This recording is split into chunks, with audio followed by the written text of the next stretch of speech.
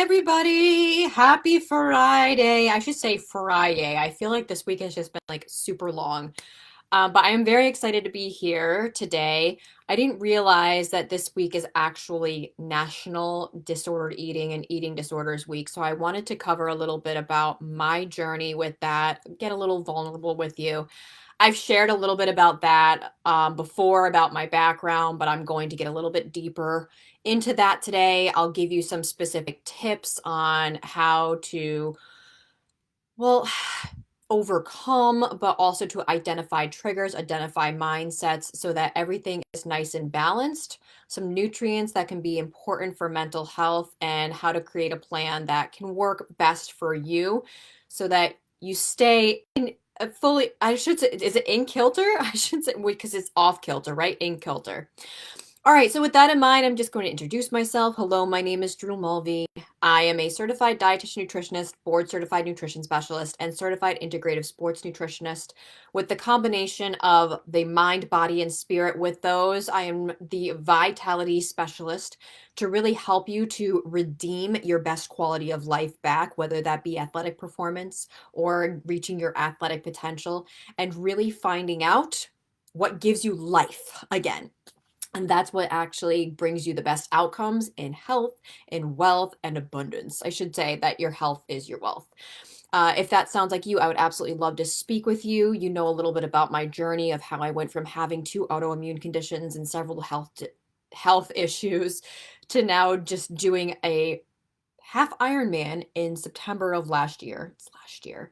And now I'm preparing for another half Ironman in July, which I'm so excited about. So, really going from a time where I was in ill health and really losing a lot of my athletic ability to now regaining that back. I would love to speak with you. So, that's free, 1 hour. That's going to be in the bio on Instagram. And for those of you that are on Facebook, it's going to be down into the captions below, in the comments below. All right, so my story with disordered eating, it started when I was 19 years old. Well, even before then. Let's share a little bit about my background. So when I was younger, I was a little bit hefty. And from that, I was kind of the kid that was made fun of all the time for their weight. From that, it developed some very unhealthy mindsets in me that I had to be a certain way, I had to look a certain way just to find acceptance. I really was bullied to the core about that. So when it came to later in life, I was not comfortable in my own body, and I was a diver for most of my life. Plus, I was a gymnast for 6 years in elementary school, and then I decided to do some other sports. And so I constantly compared myself. I constantly compared my body, and I really didn't look at the journey and how to make it healthy.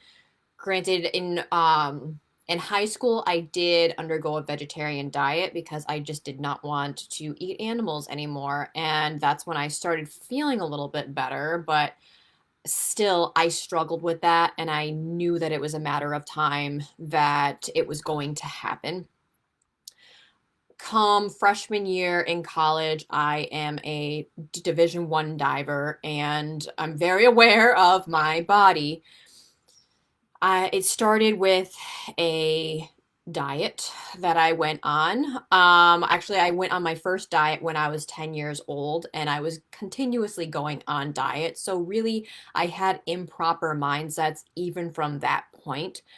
Um, I had decided to cut the carbs down. I was really watching what I was eating, but then it was getting to a point where if I ate anything off plan, that I was starting to purge. And that's when there was kind of a little bit of the binge and a little bit of the purge of the foods that I really liked. And I thought that it was just me being disciplined.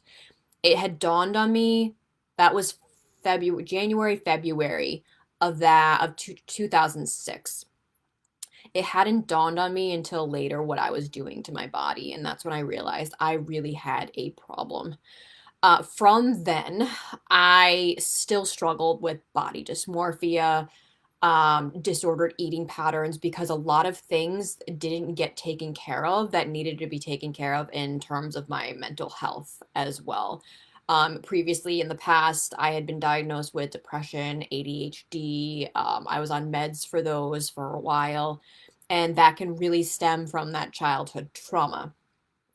So there's usually characteristics that are behind that. Being an athlete, and athletes, you know this, it can work for you and it can work against you. So being hyper disciplined can be great because that means that you're showing up to practice and you're giving 110% or 200%. That was totally me. But then there's also the type A, there's perfectionism, there's low self esteem, there's OCD. ADHD actually is a risk factor for developing some sort of eating disorder because of just the hypervigilance that you have. And needless to say, I hadn't addressed those things, and those mindsets kept on for a very long time. That transitioned into orthorexia, where I was starting to see my body change, and I had undergone a functional medicine type of nutrition plan. I went on a therapeutic nutrition plan, and I felt a lot better, and I had actually lost a lot of weight, and I felt really great. But from there, the things weren't taken care of that needed to be taken care of, and I still had those mindsets where I started to fear foods and almost like I was punishing myself. It seems like now that I'm looking back on it, from that hyper vigilance and that discipline. From that and what was supposed to be healthy and seeking out help, I took into my own hands and thinking, oh, why don't I just work out a lot and eat whatever I burn off? Or should I say burn off whatever I eat? Sorry, flipping around. From there, it had led to me losing my menses for 5 years. My estrogen and progesterone had tanked, and I was borderline osteopenic because the estrogen is responsible for bone health. At that point, that was my wake up call when I had a reproductive specialist tell me that I could not have kids naturally. Again, that it had already been programmed into my body, and that is a very big desire of my heart. It still is. And that's when things started to change. But because I hadn't addressed those mindsets, addressed those triggers, just addressed that in me, I do have to say at that point, though, 2013 was the last time that I had purged. So there was already some triumph there when I realized I didn't want to do that to my body and I was starting to really wake up to what was best for my body. Okay, so fast forward, I tried to compensate by binge eating. And I was eating a lot, eating past fullness, and it really wasn't great. So fast forward, I go into my 30s and something transitions in my 30s and I start really doing some assessments of myself and identifying where these triggers are, what my body really needs, what my body really wants. Also, being in the spotlight, being a nutritionist, you think that you have to be completely perfect with everything and has to be all organic, all this, all that. Yes, that has its place, but mentally, for somebody who has struggled with disordered eating, it can cause very restrictive and rigid eating, which makes them fear food. It keeps them away from social situations. It keeps them from fueling their body properly. So once I started learning about this and learning about who I was and learning I am worth being healthy and that I want to be able to do well in my sport and I want to be able to live a healthy life, that's when things started to shift. I started identifying those perfectionist patterns. I started identifying these characteristics that were driving this for so long. And I had a lot of truth that was given to me about how to fuel your body properly. And once I started doing that, I started seeing amazing things.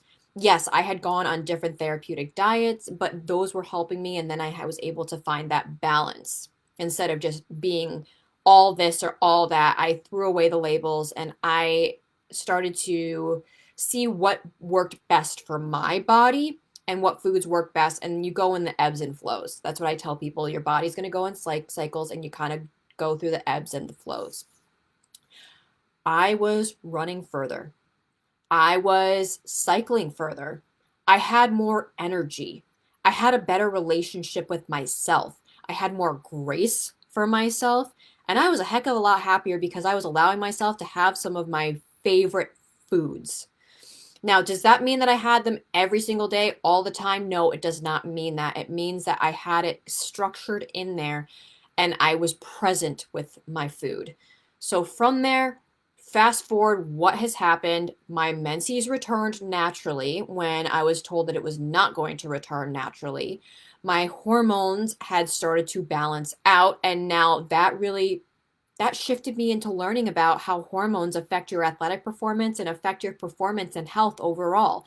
That laid a foundation for something that I want many of you to be able to grasp this, but something that I was able to do to decrease any sort of stressor on my body.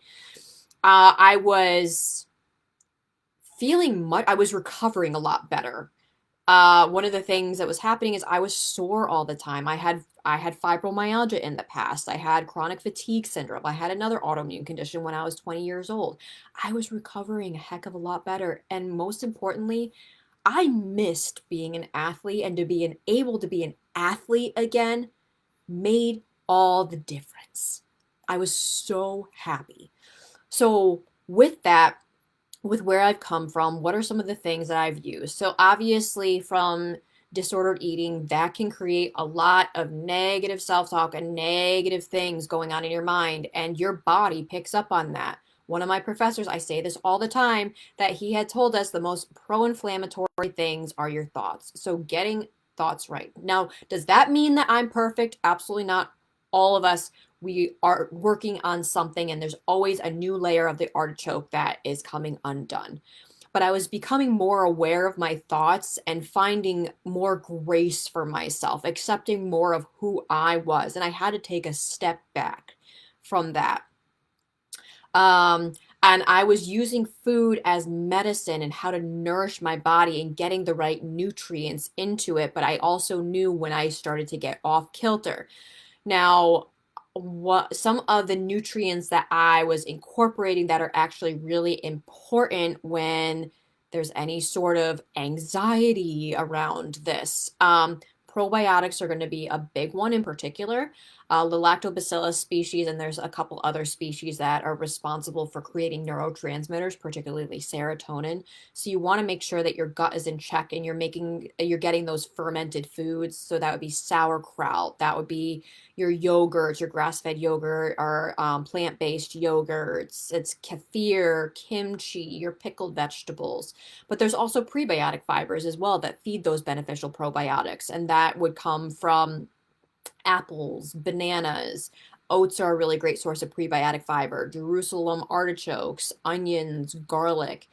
And that just helps with the diversity and the production of those particular neurotransmitters, so it can actually help your brain and help you, and it's going to help you with digestion and assimilation of nutrients. So that's important too, because if you're not digesting and assimilating your nutrients properly, then you're not getting the nutrients that you need to be able to function properly. Another one that I highly recommend is vitamin B6, and this is super important for hormonal balance as well.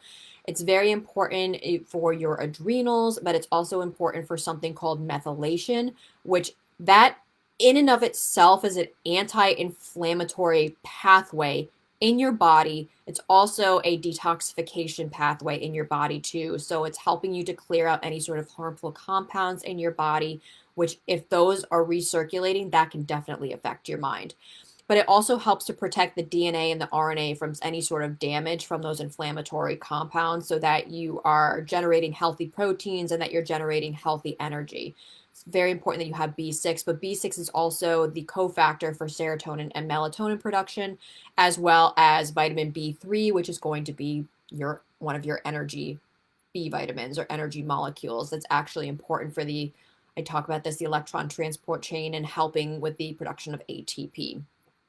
And hello, when you're producing more energy, you're feeling a heck of a lot better. So that's important. So yes, probiotics, digestion, assimilation of nutrients, as well as producing neurotransmitters that are going to help you to feel a little bit happier, plus those prebiotics. Magnesium is another one. Magnesium is a smooth muscle relaxant. I was going to say the other thing. Helps to relax those smooth muscles. It helps to relax the central nervous system. I believe I heard that magnesium helps with about 800 different pathways in your body. which is significant. It's important for clearing compounds out. It's also important for the production of energy in your body. It's important for clearing things out of your body, but really important that it does help to calm you down. So usually people take magnesium at night to help to calm them down before they get to bed. I mean, sleep, obviously, that's going to be a big one. If you're sleeping and you're calming down. Some other nutrients that are important too are adaptogens. Now, you don't necessarily have to get adaptogens in a supplement form. There are adaptogenic spices that you can incorporate into your day: turmeric, cinnamon, and ginger. That is a great trio that you can incorporate. I put them in a little bit of plant-based milk, dash a little bit of black pepper, put some coconut oil in there, because the fat is going to, or the black pepper is going to activate the curcumin, and that's a potent anti-inflammatory. So that also in and of itself, any sort of anti-inflammatories are going to help the brain, because when there's any sort of inflammation around the brain, that's just going to be excitatory. A lot of things can be more excitatory, and that's just going to exacerbate the ADHD, the anxiety, the OCD. I mean, everything that is going on. So, right, magnesium, we're talking about magnesium. Incorporating that at night, that's usually between like 200 milligrams and 400 milligrams. But there's also your green, oh, we're going, sorry, that was before. Um, Turmeric, cinnamon, and ginger. So I really like to make this like little golden milk latte. And if you have a steamer, I highly recommend it, that you get a steamer and you have this like wonderful, wonderful latte. I also put this in my cacao in the morning. So I have a little cacao and turmeric, cinnamon, and ginger. It's very soothing, very warming.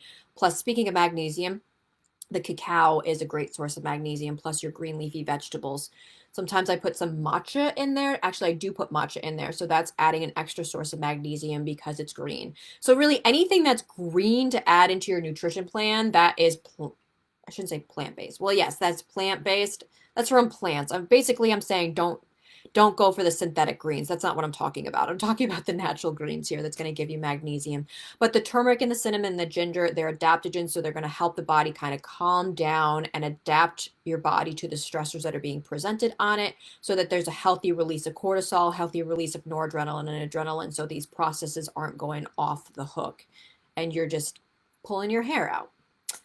That's a really easy way to integrate it in, but you can incorporate these spices in different foods. I love curries. I love coconut, like curry chickpeas. That's one of my favorite. And then chickpeas are very warming and soothing as well. That can help to calm you down. You know, I wasn't going to talk about this, but this is actually a very good point. Using traditional Chinese medicine principles, some of the foods that are very soothing and very calming and very warming that can help to decrease, may help to decrease that stress response a little bit and the adrenal response, are foods that are more warming in thermal nature.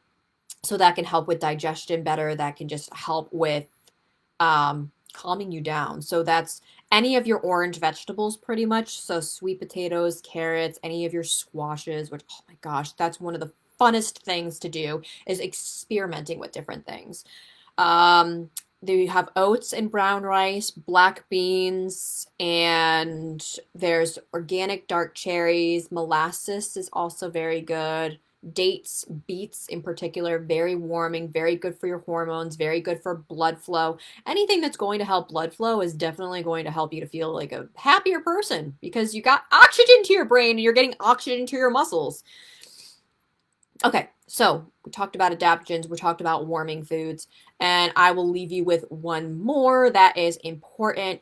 So there's something called L-theanine, and L-theanine is very calming, very soothing. That's also going to be in matcha green tea, and it's also going to be in tea. So yes, you're getting your caffeine, but you're also getting that L-theanine, which has a very calming effect. In a lot of nutraceuticals that are for sleep, there is L-theanine in there. On top of, some of them have hops, some of them have B6 because of the production of melatonin. Um, you can get that as, I don't want to say over the counter, but you can get that as a supplement. I know sometimes I use that because it works directly on your central nervous system to just kind of.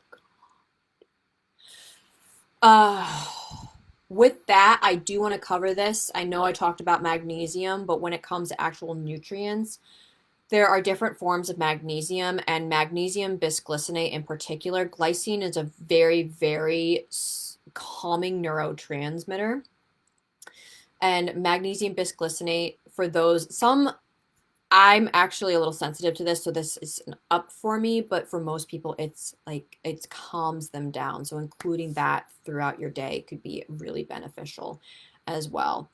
All right, so those are some of the nutrients that you want to incorporate in to kind of address the mental components, I want to say, and also some of the physical components. Now, when it comes to addressing the existential and the spiritual, and when these things come, doing a lot of self awareness and self work is going to be important. Everybody I recommend who comes in with an eating disorder has to be working with a counselor or a therapist, because if this does not change, then the whole plan is just going to be thrown out altogether.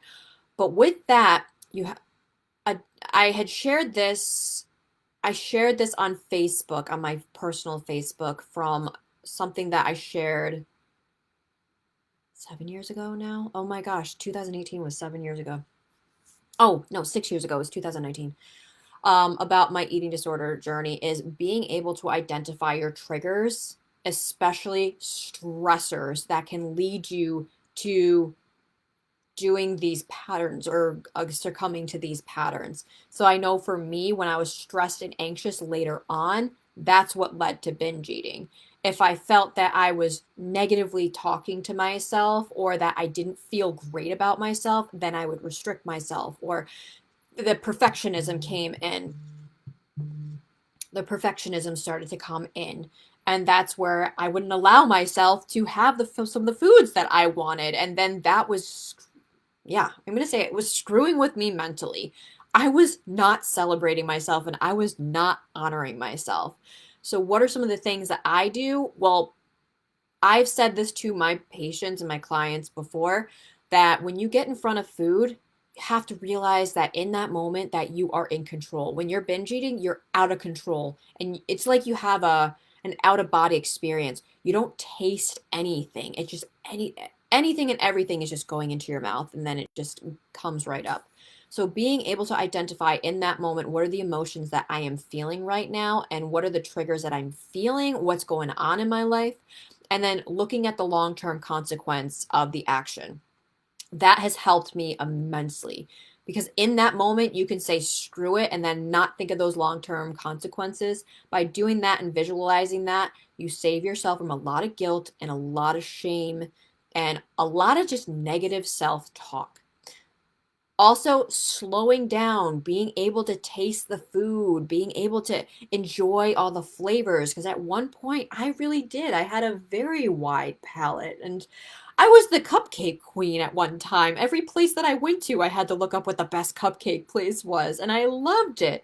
I loved my pizza and my wings and all of those things. So being able to integrate that into my plan is very important for me, not only emotionally, but because it's emotional, it's also physically important to incorporate that in too.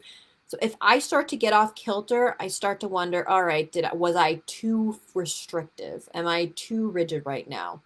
Another thing to incorporate is introducing fear foods, and this is really important for those that are coming off of like an elimination diet, for those that have an autoimmune condition, because going on those protocols can potentially create disordered eating patterns, and you have to be able to walk out of that. My big thing, try it, and if it doesn't work, it doesn't work, and I have to, and I since I reminded myself of that, I have been able to be much more at peace when I'm in front of foods that might be quote unquote fear foods. So introducing those fear foods and introducing those new foods, and then calming down, breathing exercises before you're eating is going to be super, super important, because then you're just calming your body down. But slowing down, tasting all the different flavors, tasting all the there's sour, there's bitter, and really enjoying it. I mean, being present with your food. It's not just with your food, but you start to realize that this is throughout your whole entire life. Usually, what you're doing with nutrition, it's not just with nutrition, it's a reflection of everything in your life, and you're seeing it in other areas of your life. So that's where the holistic kind approach to this is that you have to you have to look at the mindsets and you have to look at things as a whole, not just, okay, we give you a nutrition plan, this is how you have to do it, because then you're not addressing the problems, underlying problems that are actually leading you to these specific behaviors. But that balance, allowing myself to enjoy myself, finding when I've had to go on any sort of therapeutic nutrition plans or my body hasn't been so great with things, making sure that I have those alternatives that I can incorporate that are emotionally satisfying for me so I don't feel like I'm restricting and I don't feel like I'm getting rigid again. And I'm honoring who I am. That's the most important thing is you're honoring who you are. Through the process, this is really a transformative and this is finding yourself through this whole entire thing. Finding what your quirks are, incorporating activities that you really enjoy again, incorporating foods that you really enjoy again, having reaching out to friends, having relationships, better self-talk, finding time to just walk out in nature. All of these different things will help you significantly to calm down. You're not only going to help to repair your nutrition, but you're repairing this, which is really important. We have to get to the heart of the matter first, or else it's not going to stick. All right, everybody. So those are some of the things that I have integrated, making sure I'm getting the right nutrients in there, not going completely off the ledge with that though, allowing myself to be able to have balance, building that self-awareness and getting to know who you are, incorporating not only foods that you really enjoy, but activities that you really enjoy, being around people that are going to be lifting you up, having time in nature, having that time where you have rest and recovery and just recuperation, reading a good book, laughing, all of these different things are very monumental in helping you not only with any sort of disordered eating, but transforming as a person, finding who you are and loving it and transforming your life. So again, very important. I highly suggest, I shouldn't say highly suggest that if you do have any sort of disordered eating patterns, please seek out a licensed professional in the mental health field because they are going to help you to work through this. I will be there for the nutrition aspect. I'm also adding in life coaching in there as well to kind of walk you through this and to guide you through this. As I say, this is one of the best things. A 12-step program helps me a lot too, because then that starts to address why do I do certain things? What are the roots? What are the triggers? Why do I act the way that I do? And being able to walk through that and heal from that, you're letting go of that energy and then you start to see just better relationships and a better relationship with yourself. So integrating those types of modalities into a nutrition plan is a key to success. Super important. All right. I think I covered everything. If any of you have any questions, I would absolutely love to speak with you. I do have a free 1 hour strategy session, as I said before, where we go over some very specific tips on how to really have the best life that you can to improve your quality of life, to have a balance with your nutrition so that you are having a nutrition plan and also a life plan that is specifically catered to your interests and can cater to your needs. And for you athletes, helping you to reach your athletic potential and really improving your athletic performance. If I've experienced this and I've seen it in my clients, I know that I can do it for you too. So let's set up a 1 hour strategy session where I give you some very specific tips on these. And I look forward to speaking with you. Let's do this together. All right, so I believe that is it for the day. Again, the strategy session, that link is going to be in my bio, and then the link is going to be in the comments below for those of you that are on Facebook. Great. So I'm Drew Mulvey, the Vitality Specialist, and I look forward to speaking with you further. Take care of yourselves, have grace on yourself, and do something fun today. Take care. Bye-bye.